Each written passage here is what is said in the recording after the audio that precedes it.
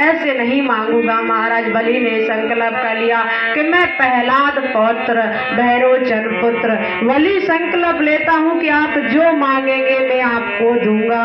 संकल्प कर लिया। तो महाराज जब इतना संकल्प किया तो हमारे नारायण ने कहा महाराज मुझे 3 पग पृथ्वी चाहिए। बलि महाराज ने कहा नाप लीजिए।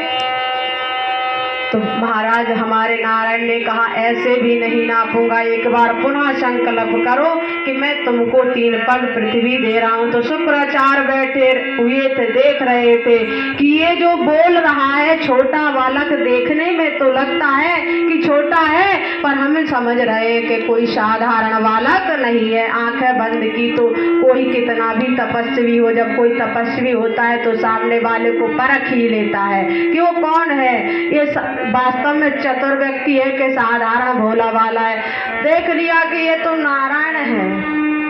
शुक्राचार्य ने कहा बलि रुक जाओ, इनको कुछ भी मत देना है। जो तुम्हारे सामने भोले बने खड़े हुए हैं, बालक बने खड़े हुए हैं, बामन बड़ा खड़ा हुआ है और बामन नहीं है, वो तो नारायण है। तो बलि मुस्कुराने लगे। महाराज आप कहते हैं अगर नारायण है, अरे जगत पिता मुझसे मांगने आया है तो मैं दूं ना, ऐसा कहीं हो सकता है? और बलि के दरवाजे से कोई आज तक खाली नहीं गया, मैं दूंगा। तो जैसे बलि महाराज ने दोबारा जल का लोटा उठाया और हमारे नारायण ने कहा संकल्प करो कि हम 3 पग पृथ्वी आपको दान में दे रहे हैं। तो हमारे शुक्राचार्य से रहा नहीं गया।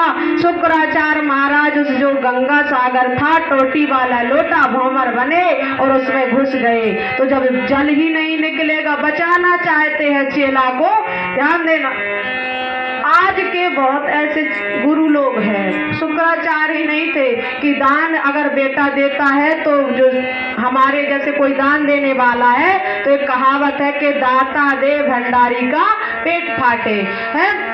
तो आज शुक्राचार्य देने वाले कौन है? बलि। लेकिन शुक्राचार्य से देखा नहीं जा रहा। कहा बेटा मैं तुम्हें दान देने ही नहीं दूंगा, जल निकलेगा ही नहीं तो संकल्प कहाँ से करोगे?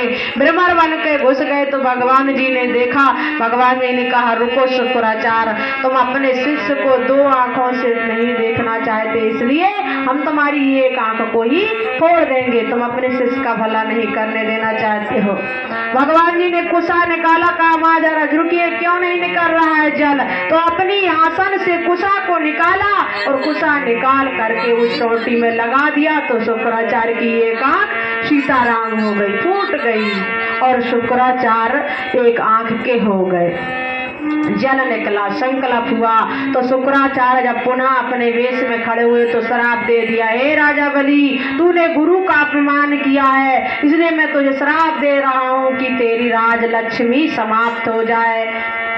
श्राप दे दिया। बलि ने श्राप को स्वीकार कर लिया, लेकिन नारायण को देने से इनकार नहीं किया। संकल्प किया महाराज नाप लीजिए आप पृथ्वी, हम आपको देने को तैयार हैं। और जैसे ही संकल्प हुआ नारायण से कहा नापिए, तो नारायण जो छोटे थे हो गए विराट रूप में। बोले वामन भगवान की, विराट हो गए। तो बाबा ने भी लिखा कि बलि बाधत प्रभु बाड़े सोतन बरनी न जाए और वह घड़ी महदीनी सात प्रदक्षिण जाए। जामवंत जी उस समय थे। जामवंत जितने समय में महाराज बलि कि यहाँ पर हमारे नारायण ने धरती को, पाताल को और स्वर्ग को नापा, उतने में ही उस वामन भगवान के उस स्वरूप के उस विग्रह के जामवंत जी महाराज जी ने 7 परिक्रमा लगाई। उभय घड़ी, उभय घड़ी का अर्थ होता है 2 घड़ी, 7 प्रदक्षिणा लगा लिया था। तो पहले पग में हमारे नारायण ने धरती को और पाताल को नाप लिया, दूसरा कदम उठाया तो आकाश को नाप लिया, तीसरा कदम खाली पड़ गया।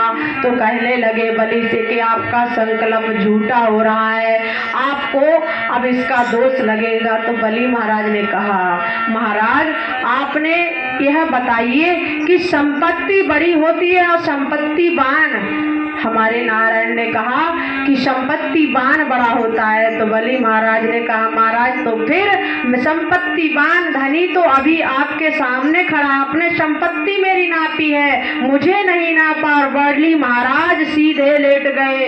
तो नारायण ने अपना चरण बलि की पीठ पर ले रख दिया।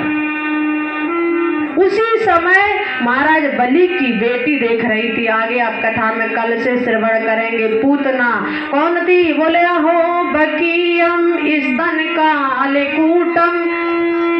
जो बलि की बेटी थी उसका नाम था रत्नावली। जब बलि महाराज के सामने वराह रूप वामन रूप धारण करके हमारे नारायण पहुंचे तो सुंदर सा मुखड़ा देखकर बड़ी प्रसन्न हुई। कहने लगी अगर ऐसा बालक होता तो मैं गोदी से लगा लेती, सीने से लगा लेती, दूध पिला देती।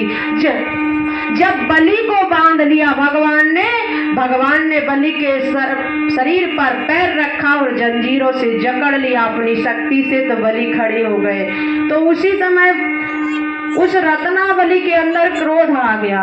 बाहर अगर ऐसा बेटा मेरा होता तो मैं उसे दूध पिलाते पिलाते जहर पिला देती और मार डालती। तो भगवान ने उस समय वामन अवतार में तथास्तु कहा, तथास्तु रत्नावली तुम अगले जन्म में पूतना बनोगी और मैं तुम्हारा उद्धार करूंगा, तुम्हारी दोनों कामनाओं को पूर्ण करूंगा। भगवान ने बलि महाराज को बांध लिया और कहा वरदान मांगो।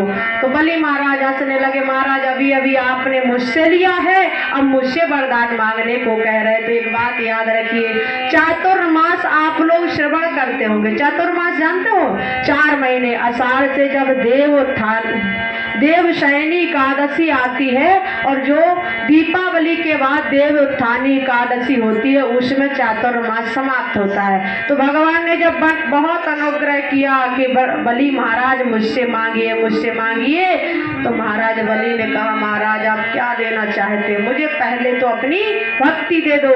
भगवान ने कहा तुम जिस इंद्र के पद को लेना चाहते थे बलि, उस इंद्र का पद 28 में कलयुग में आकर के मैं तुमको 28 में मनवंतर में दूंगा, तब तुम इंद्र के पद पर पहुंच जाओगे। लेकिन तब तक इस धरती पर तुम रहोगे स्वतः लोक में, और स्वतः लोक में जाकर के निवास करो। तो बलि महाराज ने कहा महाराज आप स्वतः लोक दे ही रहे हो तो एक काम कीजिए, आप कहते हैं मांग लो। तो जब स्वतः लोक पाताल मुझे भेज रहे हो तो एक काम कीजिए कि आप द्वारपाल बन जाइए। याद रखिए भगवान वामन से कहा आप द्वारपाल बन जाइए, और वामन भगवान बलि महाराज के दरवाजे पर खड़े हो गए। कहा इसलिए कि जब बरसात होती है, चतुर्मास में बरसात होती तो जो बिजली कड़कती है उस बरसात के उस बिजली के भय से बलि ने कहा कि इंद्र मुझ पर वज्रपात ना कर दे, इसलिए नारायण तुम 4 महीने बरसात में मेरी रक्षा करना। और बलि महाराज को तथास्तु कहकर हमारे नारायण अंतर ध्यान हो गए। बोलिए वामन भगवान की। ये वामन का चरित्र आप सभी लोगों ने श्रवण किया। अब हम चाहते हैं कि कुछ हमारे पूज्य महाराज जी के द्वारा भी आप सभी लोगों को श्रवण करने का अवसर प्राप्त होगा। और कल कन्हैया का जन्म है, तो हमारी माताओं से निवेदन है कि हम लोग कन्हैया के जन्म में माखन मिश्री जो भी आप लोगों के घर में हो कुछ ना कुछ उपहार के रूप में लाना प्रसाद के लिए, कन्हैया के लिए, जिसके पास जो यथाशक्ति तथा भक्ति अपनी यथाशक्ति लाना कन्हैया के जन्म में।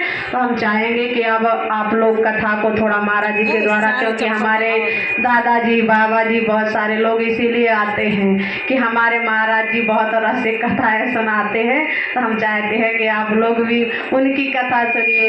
भगवान ने बहुत कृपा किया है, सही बता रहे हैं। हमने भगवान से कहा कि अगर तुम पानी बंद कर दोगे तब तो कथा हो जाएगी, तो भगवान हमारी सुनते हैं और उन्होंने पानी बंद कर दिया, बड़ी कृपा किया है। तो हम चाहते हैं कि कथा थोड़ा महाराज जी को भी समय मिलेगा तो 9:30 बज रहे हैं, 1-1.5 घंटा जितना समय आप सभी लोग देंगे शांतिपूर्वक बैठे रहेंगे।